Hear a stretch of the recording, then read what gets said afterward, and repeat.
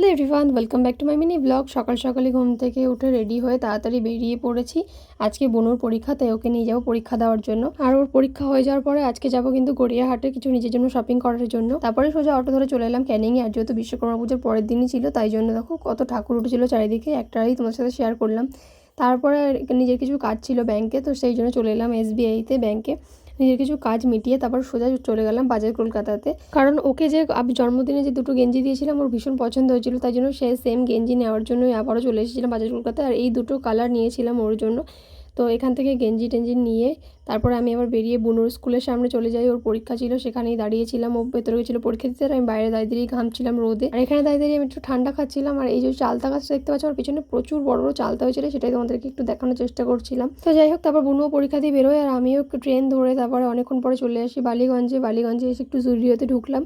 ওখানে একটু কিছু শপিং করে তারপরে চলে এলাম গড়িয়াহাটের ভেতরে। এখান থেকে শপিং করে এবার সোজা চলে যাবো বাড়িতে। সবাইকে টাটা, গুড বাই।